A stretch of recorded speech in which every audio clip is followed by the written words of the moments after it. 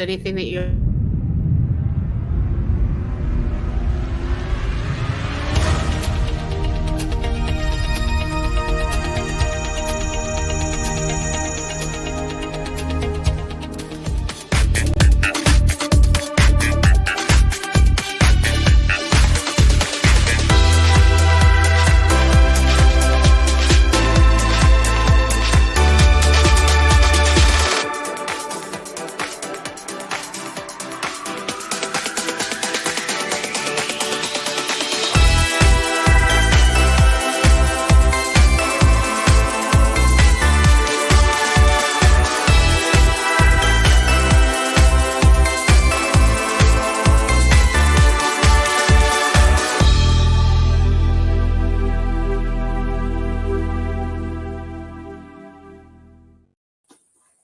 It's like, woohoo! I think I even have a bell somewhere. I am looking for my bell because I think it's that kind of day. So, like a cowbell in honor of Aaron and his family. I wanted to make sure that I had a bell. It's a little more extreme than that. But welcome to Kiwanis Connects. I'm so glad that you're out there listening to us today and watching us. If you're driving along, you can see us on WWDBTV and WWDBTV Las Vegas.com, as well as YouTube and also on Facebook. So don't forget the Kiwanis Facebook page. The Kiwanis Connects Facebook page. And you can also see it on my Facebook page because I'm in Facebook jail right now. So I can't add anything to the pages. I know, it's like so cool. But if we could just take a really short time to honor Eileen Cohen's mom, who passed away yesterday. And that's why Aaron isn't here, because he's honoring his family. And they're a very traditional family. So services are actually today at 3:00. So at 3:00 Eastern time, if you can just take a moment and send up some positive memories and wishes, that would be great. So thank you. John, is there anything that I missed? Because I don't get to sit on this side of the table. On the side. No. You're doing awesome, and it's. I just have to say that what most people don't see or understand is the amount of work that you put in behind the scenes to put this show on. Because you get out there, you've got the guests, you've always done your homework, you always get some of the best people. And I think, I recently have joined the Centennial Hills chapter here. Yay! In Las Vegas. Oh, are you coming out in August? Oh, absolutely. Okay, great. Then I'll see you then, because I'm doing some volunteering over there on Saturday. But cool. And those people now are starting to realize how much information and what value this show actually is. And I love the comments that we get from the people who stumble across the show and just kind of see what we put out there. And today is not going to be any different. I think we've got an awesome guest. And even Kathy Zimitsky says that you're amazing, Val. Oh, this is Good Friday. Thank you, Kathy. It's great to see that you're out there. I'm not going to waste a whole lot more time because I have known Debbie. We've known each other about 6 years, 7 years. When did your club open? 7 years. 2018. So 7 years now. So I know. Isn't that amazing? So yeah, that's Debbie, amazing. It's like, so I am introducing you to Debbie McQueen. She's one of my favorite people out there, and I have a lot of favorite people because they're so amazing. But this is Debbie. And how I met her was through Kiwanis, but how I fell in love with her is through her art and her writing. And so, Debbie, why don't you tell us a little bit about yourself? Because when I read your bio, there's a lot of similarities to you and me. So, Well, first of all, I am one of the charter members of the Kiwanis LGBT Plus Club of Southern California. Honored to be the first club that was focused on supporting LGBT plus youth. And it's been really cool to see the growth that's come from that, and the other groups that have started since we've started. And along with Kiwanis, as Val mentioned, I do write.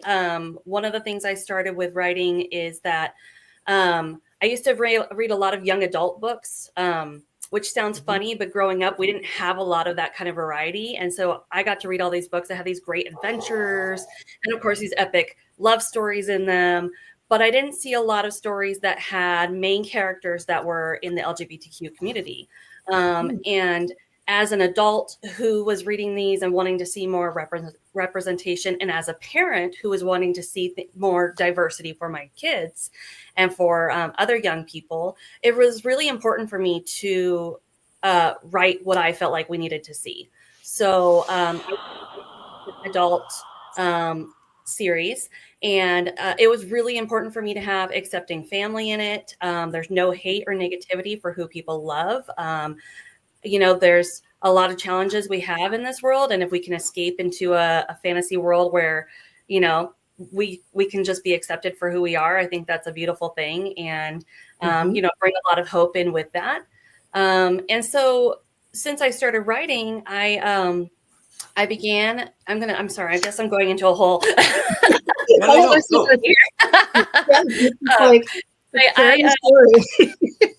It's important for me to be able to share my advocacy in action. Just like we do in Kiwanis, we all see a need and we want to step up and meet it. And so I did the same thing with my writing. I saw a need and I wanted to step up and meet it. And so it was important for me to do that. And then after writing for a while, I had some readers kind of challenge me who, what you may not know is that there are a lot of adults who read young adult books. I'm one of them. It's great. I love the adventure of it. But, adults also sometimes want to kick up the heat a little bit. So then I switched over and I started writing in adult LGBTQ romance. But again, I have a very big focus on supportive families. I try to make it to where my characters aren't facing hate, because there's a lot of that in the world. And, if we can just escape to a place where it's happier and, that's not the conflict they're going to deal with, because we have to deal with it so much every single day. So anyway, that's kind of a little brief background. Again, it just kind of started out of me wanting to find a way to show my support in action. Like, how can I show what I believe and show how to support people? And that was through the hobbies, and it's not a hobby anymore, but through the interests that I have with writing. Well, it is amazing. And so when people think about some of the books that are written for young adults, they think about graphic novels, they think about stories that don't go very deep. But John, do you have a picture of the series, the Dragon King? There you go. Oh my goodness. These are some of the most beautiful covers. I don't know why people wouldn't pick it up immediately and just get into it. And so how did you get started in actually writing the very first Dragon King? Well, okay, first of all, I've always loved dragons. And I've written a lot of other things and just never finalized the process. I did have one previously published book that was kind of a passion project that I worked on for a long time. And I loved it, but it also wasn't the direction I wanted to go into now that I really wanted to start showing my support to the LGBT plus community. And so, I sat down and I was like, well, why can't I write dragons? I mean, like, if I like them, why can't I just do that? So I was like, I'm going to write a dragon book. So my young adult series features a prince and a dragon shifter, which means he can appear as a man or as a dragon. So he can kind of change into both. So, and the prince is kind of facing a lot of burden and stress because his dad, the king, has been injured, and now there's the weight and the pressure put on him of what happens if he has to take over ruling. And then at the same time, he ends up befriending this stranger who is kind of lost in his own way too, where he is a dragon shifter, but like nobody can know that because people don't know that dragons exist. And so he has a secret he has to carry. And these two are able to kind of share this like burden together and find like friendship in it and be able to just have that connection where like they're each going through their own struggles and they don't really have anyone they can talk about it with. And then they find each other and they each have this thing that nobody else can know or can understand. And just as friendship forms. And then of course, you know, friendships can sometimes develop into more. And so that's how that series was. But yeah, it just really started out of me, one, just loving dragons because they're cool, but also just, you know, what can I do with a story? Again, I've read a lot of young adult books where, you know, there's these big epic fantasy worlds and, you know, creating something of your own is fun because then you get to do whatever you want. So I get to make a world where people were accepting of anybody who was in a relationship together, in a consensual relationship together.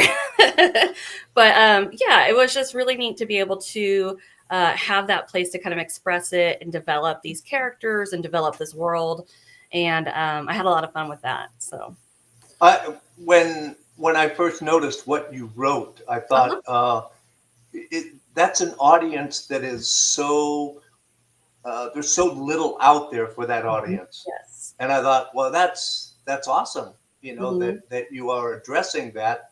I work with some various groups here in Las Vegas because of the TV station and stuff. And I'm going to pass this information along to them. There's a couple of organizations I think that would love to know that this is out there. Oh, very cool. Thank you. If you start getting people banging on your door, that's why. So. All right. Sounds good. So well, Debbie, do you have a cache of these books available that you can, are you coming to Las Vegas for our district convention? Unfortunately, no. I work in a school also. So I'm a school employee and we're going to be starting up and it's right at the same time. So unfortunately, yeah, I won't be able to make it this time. But yes, I do have books on hand. I do have them. They are on Amazon. They're available. My Young Adult Dragon King series, they're available on ebook. So if you're a Kindle reader, if you're an Audible listener, they're on Audible. I have a fantastic narrator who just brought the stories to life, and it just was really fun to hear. And then, yeah, and then of course they're available in paperback as well. Are you familiar with Barnes and Noble's print on demand? Yes. Yeah. Yes, I am. Okay. I don't use it currently, but yeah, no, I think it's a great service for a lot of authors that are just getting started and, you know, absolutely can't afford to buy 1,000 books right off the bat. You know? Yes. Yeah. And I actually use KDP, which is Amazon's self-publishing program. Okay. So they have a print copy program that we can order through too. Okay. Yes. Can you share a little bit more about this KDP? Because there are a lot of young authors that we've brought on, and they're trying to figure out, you know, I just think of my niece, Haley, who would love to print her first book and do self-publishing. So share a little bit more about this KDP. Yeah, absolutely. So KDP is Kindle Direct Publishing, I believe is the acronym.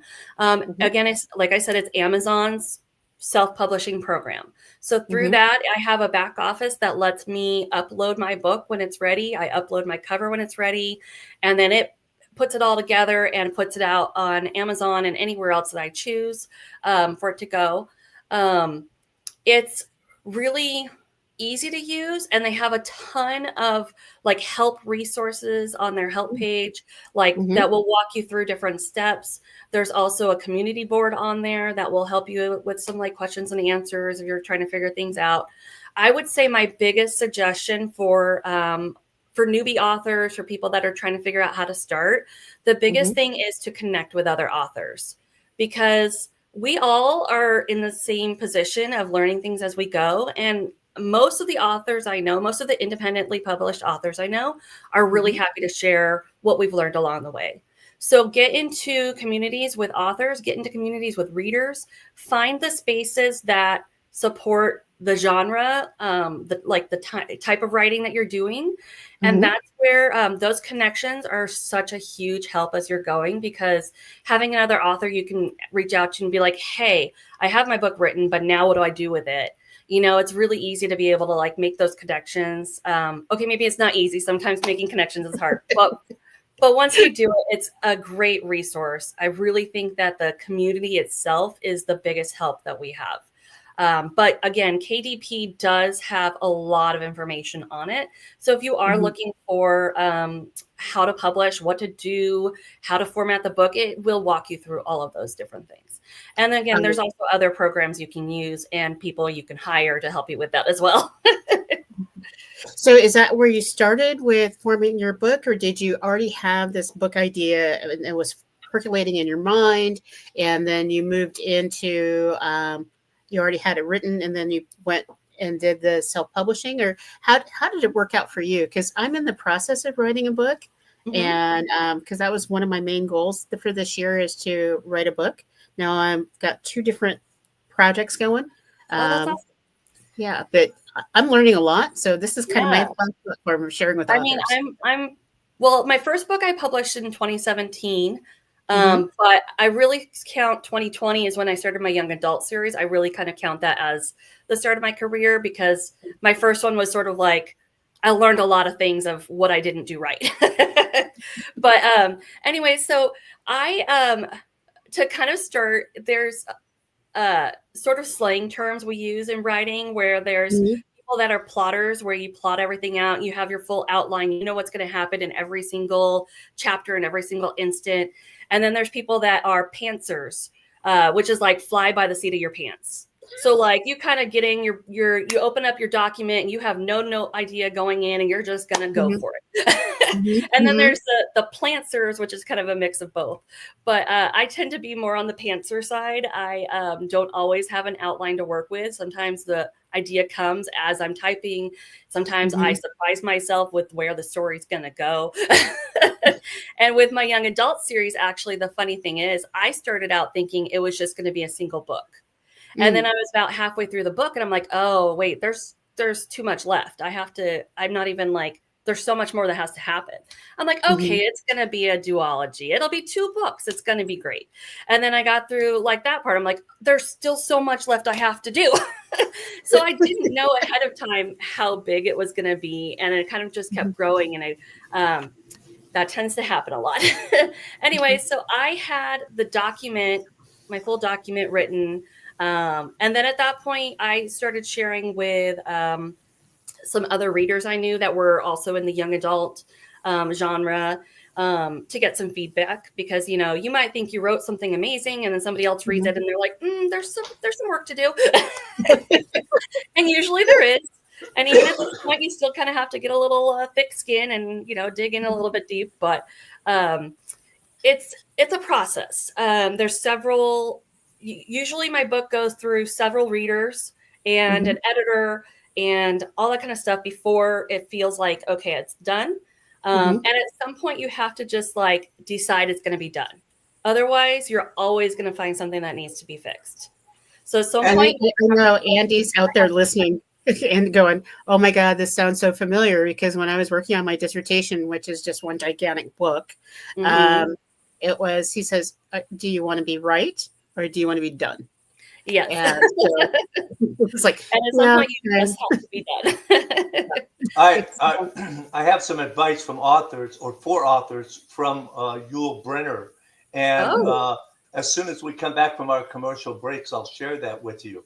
So we're gonna take a break, show a couple commercials, so we can pay our bills and keep this show going. So sounds good. And bye. What does the city of Erie, Pennsylvania and Kiwanis have in common? Both have roots going back to Native Americans. Just as the people of Erie's served their tribe, Kiwanians too continue to serve their tribe, the children of the community. The Kiwanis Club of Erie was chartered in August of 1916, and for over 100 years, the Kiwanis Club of Erie has been improving lives while celebrating Erie's resilience and potential. How do they do it? By welcoming ordinary people who perform extraordinary hands-on work. You'll find members helping at Emmaus Soup Kitchen and the Kiwanis Caring Kitchen a few times a month. Kiwanians also share their passion for reading with children throughout Erie County and mentor future leaders through service leadership programs. All work does not make Kiwanians dull Kiwanians. The Erie Kiwanis Club offers many great social activities, from bowling, pizza parties, attending professional sports events, and much more. Come join us on Zoom on Tuesdays at noon for our meetings. For more information, call 814-455-6069, extension 300, or visit eriekiwanis.org. Have you heard the news? WWDBTV Virginia Beach has arrived. WWDBTV will bring an exciting lineup of shows streaming from our very own Virginia Beach studio. Since we're an affiliate of WWDBTV Las Vegas, our show lineup will also be available on all of the WWDBTV social media channels. We are looking for new and current show hosts, content creators, and our advertisers who would like to take advantage of our vast audience. Las Vegas Entertainer Hall of Fame member Aaron "The Voice" Phillips is building this brand of marketing and promotional platform right here in Hampton Roads. For more information, email www.tvbinfo@gmail.com or call 702-286-0063. Think outside the box and let your voice be heard. And we're back! Da-da-da-da. Okay, so this is advice to writers from Yul Brynner, and some of you may be old enough to remember who Yul Brynner was. And this was actually a line from the movie, I believe it was the 10 Commandments, where he played Ramses. So his advice was, so let it be written, so let it be done. I think I've quoted that a lot, but not in that context. That is one of my all-time favorite movie quotes. Yeah. I Oh, it's love such a great quote. Yeah, it's just, I mean, it was a brilliant line. I loved it. And nobody can deliver it the way Yul Brynner did. So No. anyway, Not at all. so that's good advice. Now It I'll is. shut up and let you have. Well, I wish that we could probably have that little quote come out periodically when we have our authors. Maybe we can find footage that we can actually share, because I think it's past. I'll figure something out. I think that would be I'll absolutely. figure something out. So And Deb, maybe we should change that around to so let it be done, so let it be written. Right? True. Yeah. And you have to sit down and do it first. That's Mhm. yes. Anyway, never mind. That's true. I know they always say you Yeah. can't edit an empty page, so just keep writing. It doesn't matter if it's bad because you can fix it later. Well, there's a number of writers groups down here. I have a number of authors that have shows on the channel, and we had one yesterday that had just finished her book, and she's part of a writers group, a writers critique group, and she said going to the meetings once a month is like putting your hand in a blender. that's visual. I felt that. and she said, you come away all bloody and you go back home and you sit down and you go, oh, okay, they were right. Yeah, let me fix this. Let me fix that. So Mhm. anyway. I think that you can't have too much ego in it. Otherwise, you're walking around bloodied inside and out the whole time that you're working on a project. And so it took me a long time to figure that out. Almost 7 years of doing that, because that's how long it took to get the book published. So, Debbie, I'm so proud of you. When I look at, I only have 2 of your books. And so I didn't realize that the Dragon King series grew to 6 books already. Is there anything else in the works right now? Not on my young adult stuff. Unfortunately, I just veered completely and went to my adult romance after that. It was a good switch for me. It was a good break from doing the young adult. Building a huge world in a fantasy setting is a lot of brain work. And I just needed a little something different, especially it was COVID, things were challenging anyway. So I just needed a little shift, and it was a good shift for me actually to do.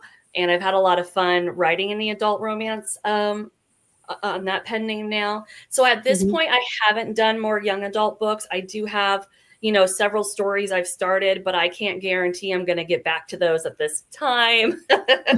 But so for the Dragon King series, the 4 books are the main series that follow the main character all the way through. And then there's 2 novellas, Breaking the Chains and The Wounds That Bind. Those follow. So Breaking the Chains is sort of a backstory. It follows the parents of my dragon shifter guy and kind of how his little like origin story started. And then there's some things and Easter eggs that I tie into the rest of the series. And then the other one is sort of like a side story. I have a commander who I adore. She's one of my favorite characters, first female commander in this kingdom. And she gets injured.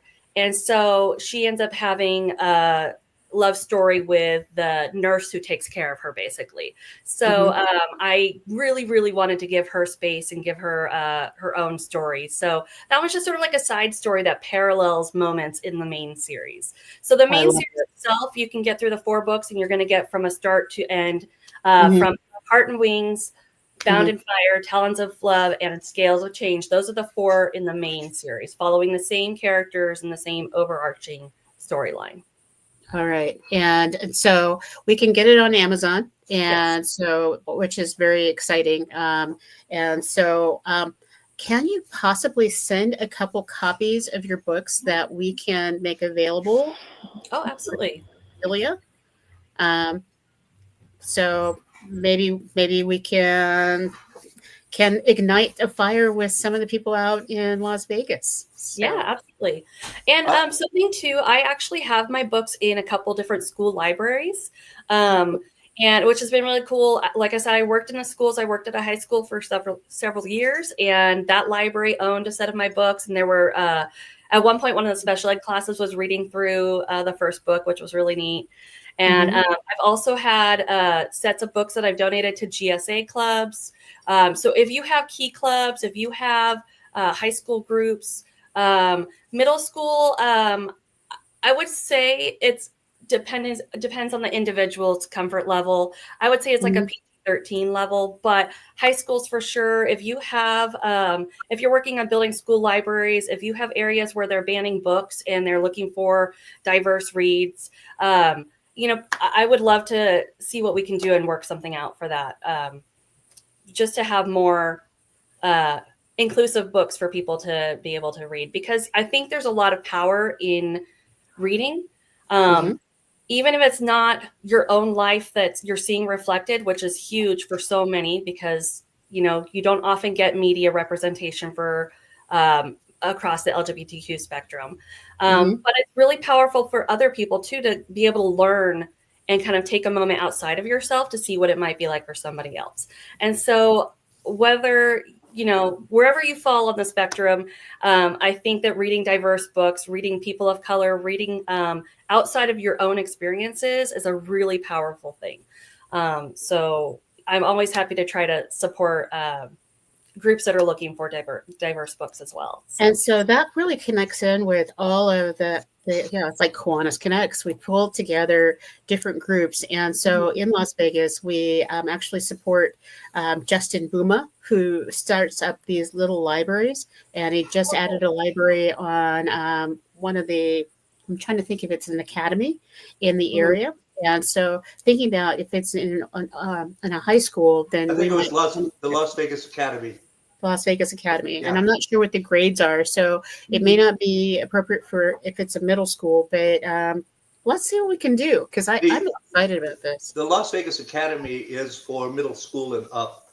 Okay. And one of the shows that we have here, the Showgirl Connection, they also have an event for the students that are artists, where they bring in some of the showgirls in the costumes, and the students, draw them and paint them. And Debbie, I wanted to ask you, how much of your storylines in your books is actually created by your characters and not you? Most of it. I have very little control over what happens. That is one of the things that I've heard most often from authors, is that at some point in their writing and their development, the characters just take over and the story takes it off from there. So it sounds so weird to think that something that comes out of your head gets away from you, but it really does. And yeah, they start building their own stories. And like I said, as a pantser, a lot of times I don't know fully what's going to happen. I'm going into it and they're just kind of like revealing things as I go. And I'm like, oh, I didn't know that about that character. Okay, that's great. Oh, that's isn't that what makes it fun and exciting and keeps you Yeah. doing it over and over again? Oh, yeah, absolutely.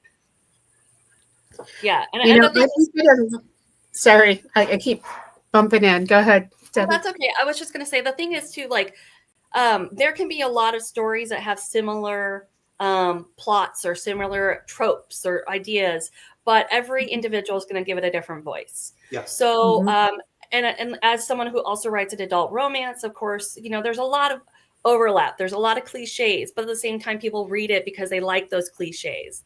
But you're going to bring something unique to it. So anyone who's thinking about writing and says, I have nothing unique to give, you do, because you have your own background experiences and, you know, just different tones that you're going to give to it. So it's important to just, you know, if you have a desire to do it, go for it, because, you know, everybody brings something different to it.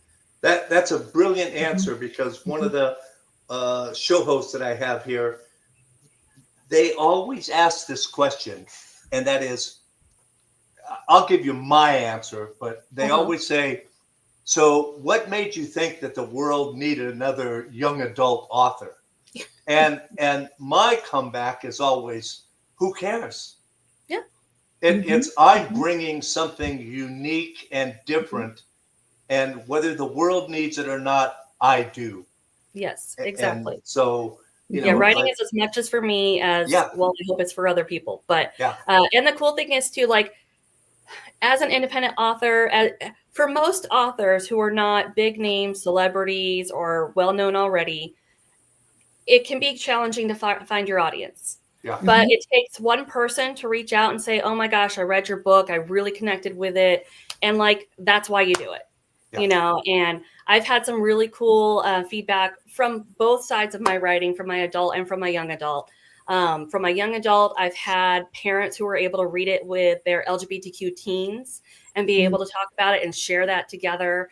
I've had just really cool experiences of, you know, adults saying they wish they had something like that when they were a kid, because that would have meant a lot to them. And just really neat things like that. And for my adult romance, I write LGBTQ plus characters, but I try to write across the spectrum and include a lot of different things, whether it's transgender or bisexual or all over the spectrum. And I've had some really cool responses from people who are either seeing something outside of their own experiences or are finally feeling like someone saw them. And both of those things are really powerful. So even in romance, which I know is kind of like the, you know, redheaded stepchild of the literary world, it's also the biggest genre in the world. But, you know, it's often looked down on. But I think there's a lot of value to it as well, because one, you get to have, who doesn't need an escape? You know, things are hard. Life is hard. Who doesn't need a little, like, I know I'm going to read this book, and by the end of it, they're going to have a happily ever after, and I get to be a part of that. You know, everybody needs that. And then also, like, oh shoot, I totally lost my train of thought on that, but it was a good one. It was really good. The other thing about that is I started out as a kid reading comic books, and people always said, what are you reading comic book for? What are you reading? Well, those were a stepping stone into, I loved reading. I mean, I always had 2 or 3 or 4 books going at the same time. I mean, I happen to be a huge sci-fi fan, but it opens up new experiences, new worlds, new ideas, and educates us in a way that we can't always get from our local surroundings. Opens up the world to us, and you know, the adventures and the different experiences that people can have that we may or may not ever have ourselves. And you know, to me, that's the importance of writers and books. And you know, I mean, there's nothing better than, you know, no matter how big the book is or how small, you know, it's just, there's something here that I just love experiencing. So And you that's know, enough. That's enough of my rant. Well, Debbie's created a whole world, you know, and that's the magic when you can create a whole world and bring people into it. And if you think about like the Lion, the Witch, and the Wardrobe, that was a whole nother world that got created, and it allows for people to escape and see themselves in a different space. So it's magical. Well, I mean, I'm sure you're both familiar with the movie that came out, Dune. Oh yeah. Okay. So Frank Herbert wrote the Dune series, and there was like 3 or 4 books in the series, and he created an entire universe. I mean, political, you know, the whole thing. I mean, it's just languages, the whole thing. And then after his passing, his son wrote a whole bunch of 6 or 7 or 8 other books that were prequels to his novels based on Frank Herbert's notes. So he took all of the different families and the political things that were going on and told us how those came about and created. There's now about 15 books in this series that have created this whole universe that are, you know, it's just fascinating. And yeah, they're sci-fi, but they are Gulliver's Travels. Gulliver's Travels was a sci-fi book in a sense. Yeah. And it allowed the author to criticize the current political happenings of his day in a way that he didn't get killed.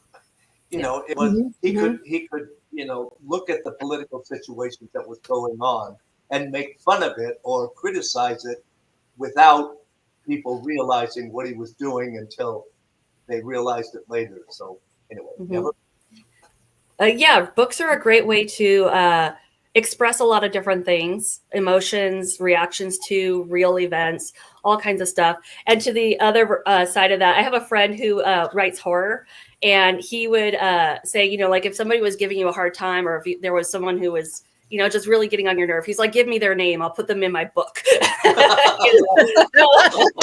There's a lot of therapeutic things in writing.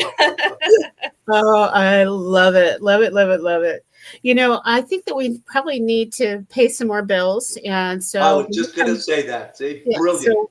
So when we come back, Debbie, I want to talk a little bit more about your family. And I also want people to know more about the Kiwanis Club that we started in 2018, because most people in the world don't realize it exists and why it exists. So we get a 2 for today. And I also, so are you ready to roll, John?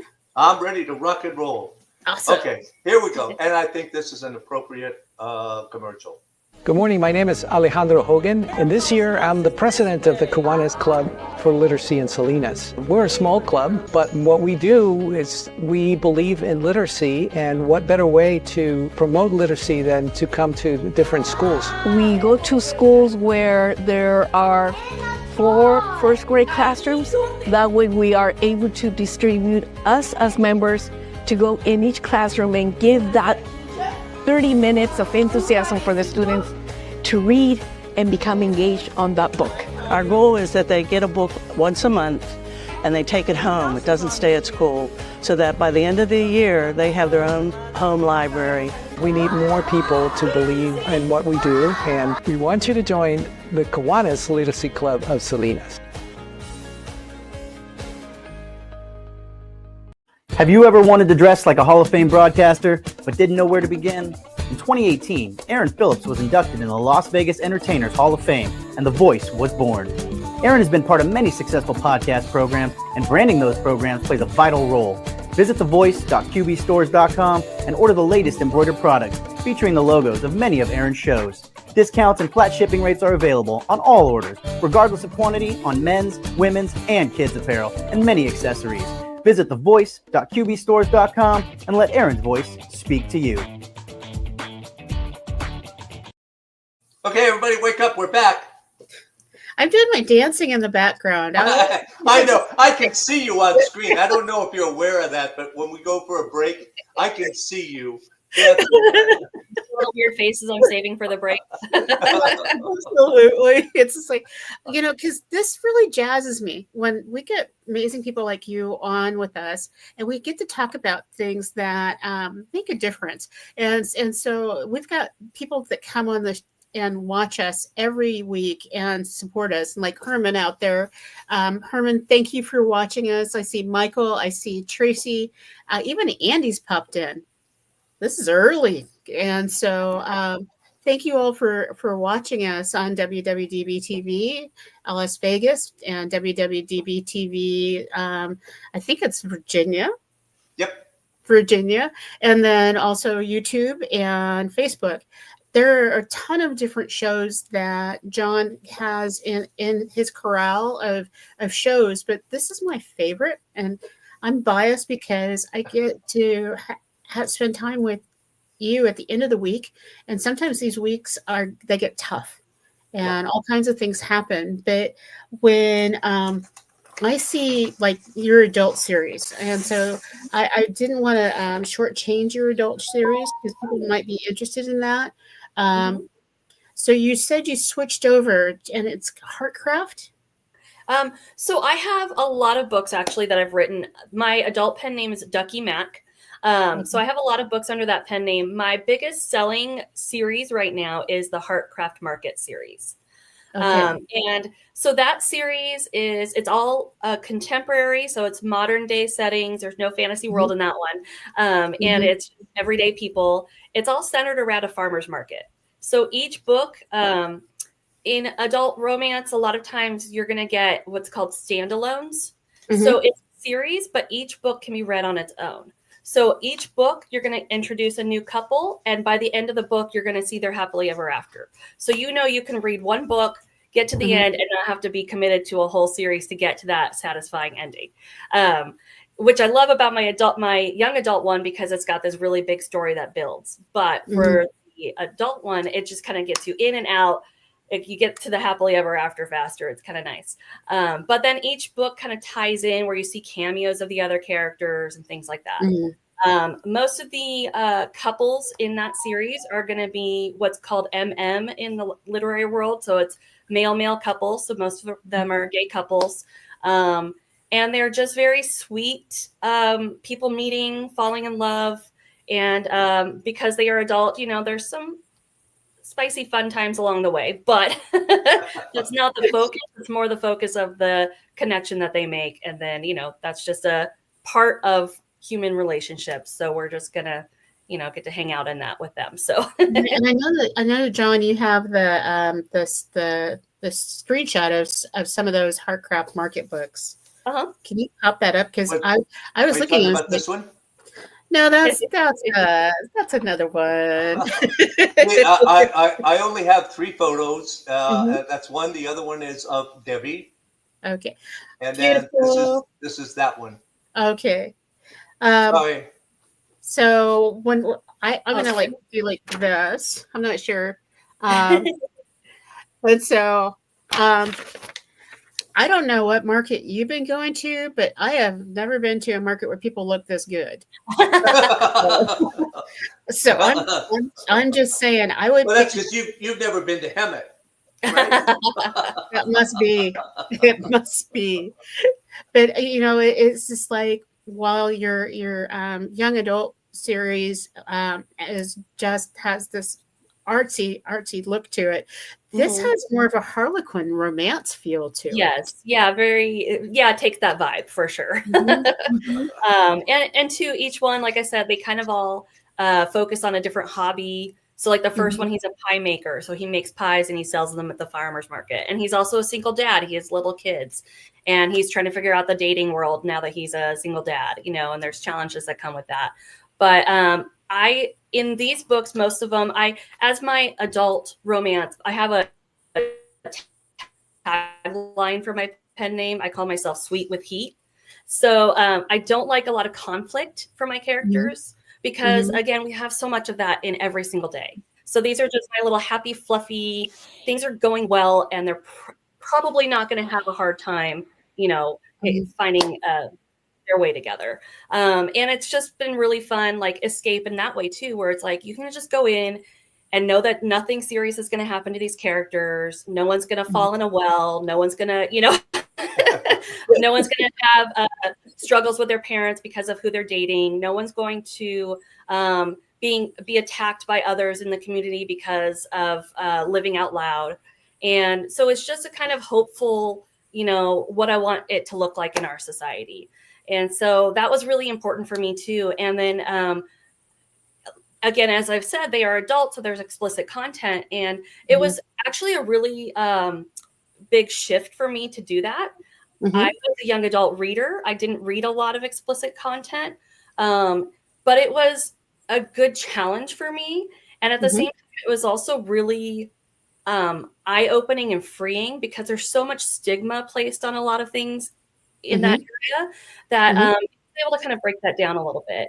And especially when you're talking about LGBTQ people and characters, they're having loving relationships just like anybody else. And there are aspects that go along with that we don't need to hide away in closets. So it was just important for me to be able to do that in that world as well. So yeah, it was. How do your families feel about all this? You know what? They've been so supportive. It's been really cool. I was really unsure about telling anybody at first when I started my adult pen name. I was going to keep it to myself. And then I was like, you know what? I'm not going to keep it to myself. I'm really proud of what I've done. I am happy with what I've made. I'm happy with what I put out there. People connect to it in a different way than my young adult stories. And it's something it brings me joy. It brings readers joy. And I love doing it. My family's been amazing. My kids are older. They're now 20 and 18, but they've gone through their teenage years with me writing, gay romance and different things like that, LGBTQ romance couples. And they're very supportive. One of the reasons I started all of this was, again, like I said, to kind of show my advocacy in action and to put my feet, matching what my mouth says. So I've tried to really create an open and accepting household and environment. I have a lot of friends and family that are part of the LGBTQ plus community. And so I've really tried to pave the way for my kids and for the people around me with being open and accepting about who people are and the journeys they take. And it's led to some really cool conversations. So my kids are very open with me about my books. They'll tell their friends. They're very comfortable with it. They don't read it. But yeah. So it's been really cool. I've had an amazing family support me along the way. So yeah. Very, very cool. So how we met, and I want to loop this in, living out loud and living through true advocacy. When I started opening Kiwanis clubs, I really wanted to do traditional clubs. And then I realized as I was going out to different communities that we need Kiwanis clubs that help kids and communities the way we needed help. And it may have been missing in our community before. And so there was a lot going on in Southern California. There were the suicide pact with the kids at one of the high schools. And your lieutenant governor at the time said, I really want to start a club that supports LGBTQ kids. And you were one of the first people that said, yeah, let's do this. Yes. Yeah. And so talk a little bit about what your club does, because it is a shining star in the Kiwanis crown. So thank you. It's been an honor to be a part of it. I came in knowing absolutely nothing about Kiwanis. I heard about this through our friend who helped start the club. He had helped organize a local family pride barbecue, and it was just a little barbecue at a horse ranch.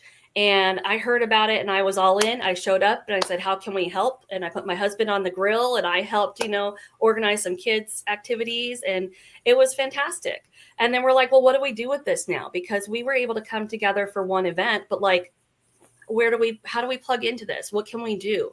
And so when he floated the idea of this Kiwanis Club, I'm like, I have no idea what that is, but I'm in. Let's do it. And then, of course, learning more about Kiwanis, it was great because then now we have this power of this organization behind us, where it's hard to start something on your own.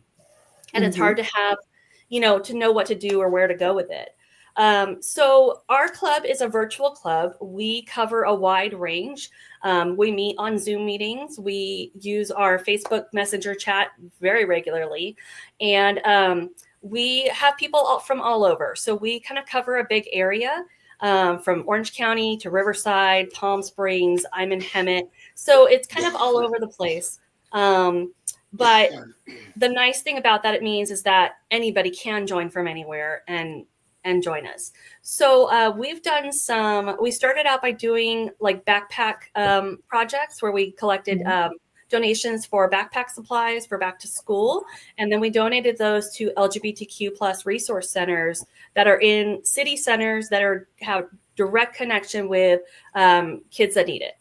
And so because we were like, okay, well, we've started, but like, how do we actually connect with the community that we're trying to support? Where do we go? And we're like, there's already people doing the work. How can we support them? So that's how we started. We did the backpack drive. We then also did a winter backpack with winter supplies for those that might not be housed, or maybe, a lot of LGBTQ plus kids face homelessness or kicked out of their homes. And these resource centers are able to work with them directly, which was fantastic to be able to work with them. And then we also, one of the big programs we've started, is our binder program. And I'm really proud of this. If you're not familiar, binders are gender affirming accessories for people that help them feel good in their bodies. And it can be expensive to get. And again, if kids do not have supportive parents, they might not be able to get them. And looking at yourself in the mirror and seeing the way that you want to feel inside is a huge, huge thing for people. And it's such a little thing that we can do to provide a piece of clothing that can help them feel more comfortable. So we started this binder program that's run on donations. And if you're up for it, please go to our website and donate for that. And what is the website? Oh my gosh, I'm going to forget it now. It's Kiwanis LGBT. Oh goodness. I'm going to try and look it up really quick. I don't know. I'll have to get the link later. I can't think of it on the spot. We'll anyway, Kiwanis LGBT. You can find us on Facebook. Thank you. Anyway, so we also opened up a form for our binder program for people that need it. So anybody anywhere can access the form. We try to prioritize within our district. But they can request a binder, and then by donations, we're able to go through and meet those needs. So that's been really cool for us to do. And that's something we're still continuing to build. But now I'm really, really excited because we have our first upcoming event that we've been working towards for a while. Something we've been talking about for a long time is that we have a lot of areas where it's not necessarily safe for LGBTQ plus kids to be who they are and to be in the community here, because there's a lot of pushback, unfortunately. Thank you for finding that link. I appreciate that, Delia. Anyway, so we really wanted to provide a safe space for kids to just come and hang out and be together with other LGBTQ plus youth, because it's so hard to find ways to connect nowadays anyway. I mean, with social media, things have just changed the way that we connect with others. Since COVID, things have changed with the way we connect with others. And it's hard to know where to go and where to find people. And, connection is so important. Absolutely.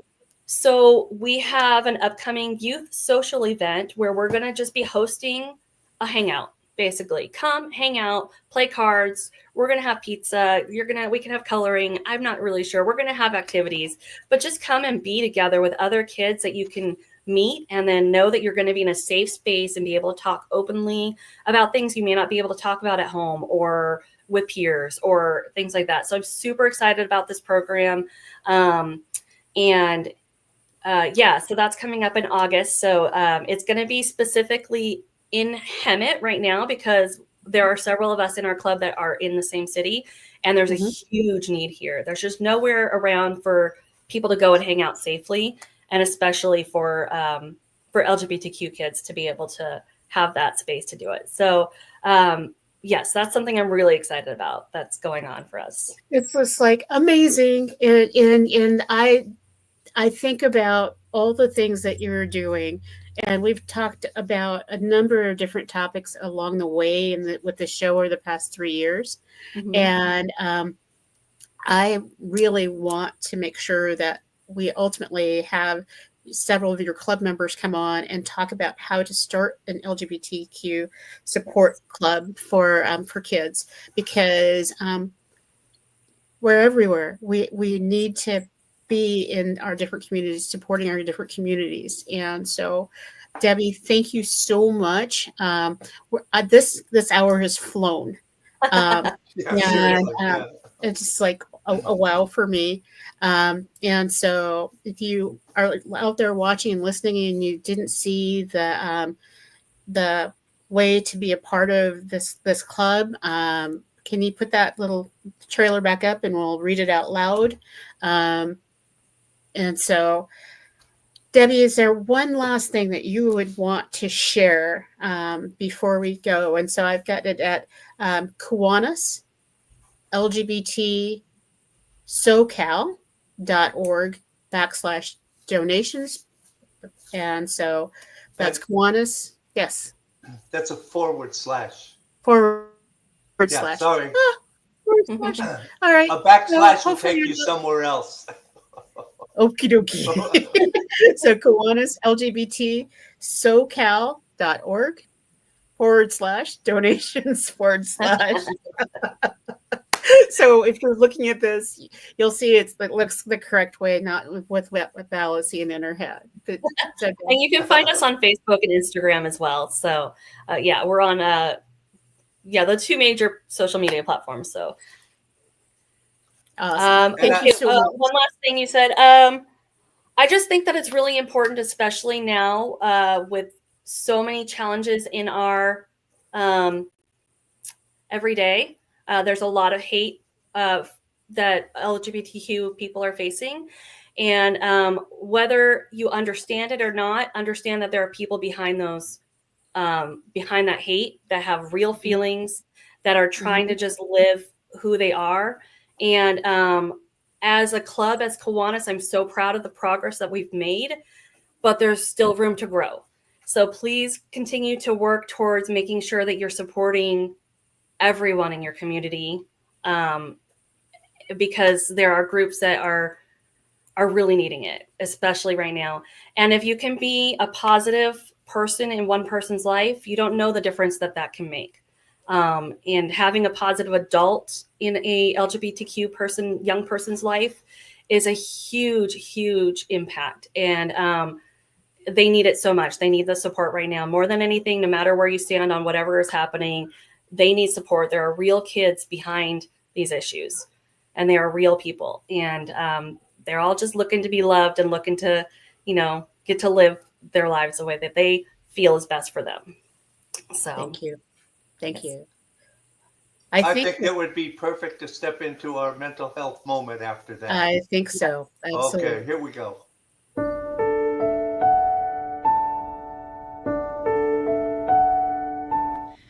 Peace is not out of reach.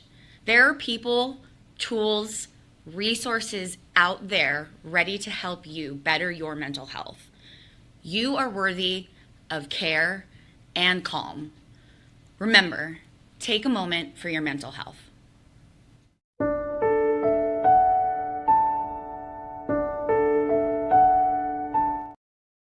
All I can say after that is,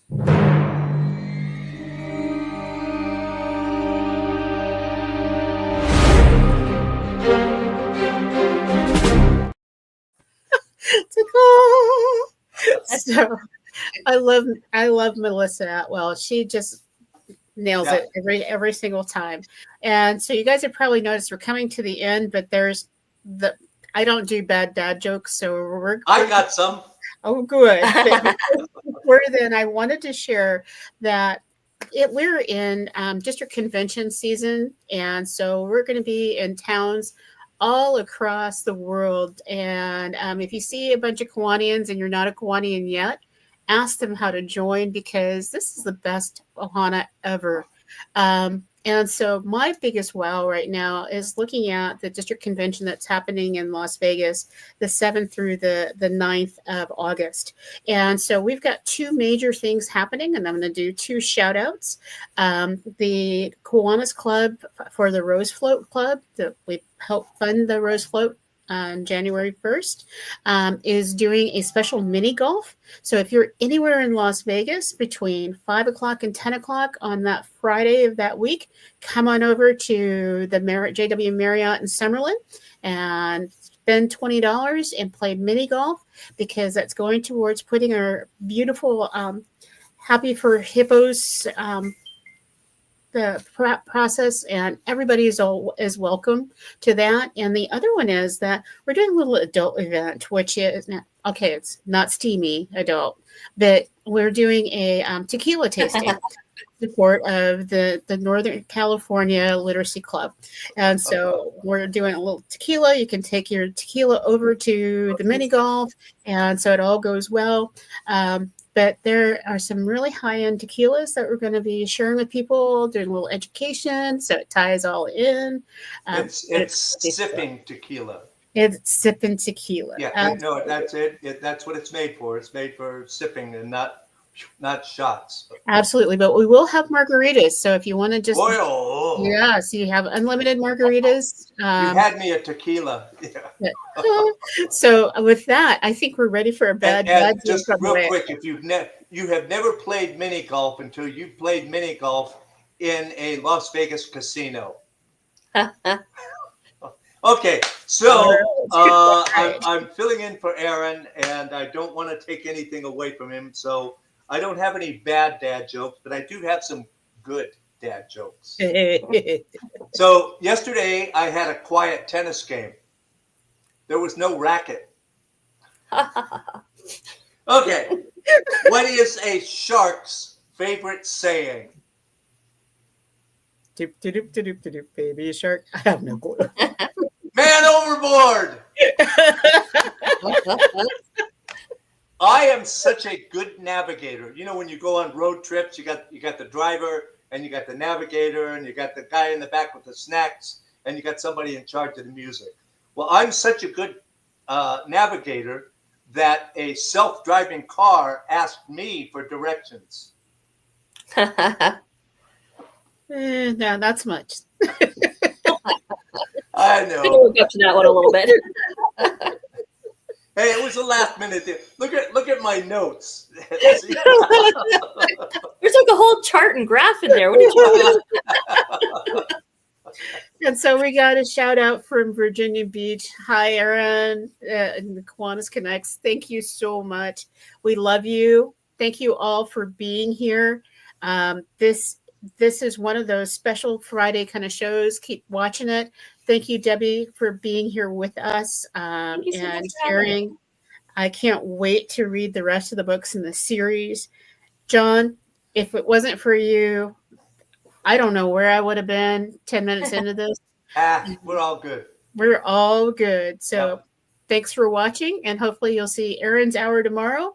And if you have time at 3 p.m. Eastern Standard Time, please send up a special prayer for the Kiwan family, and love you all. So with that.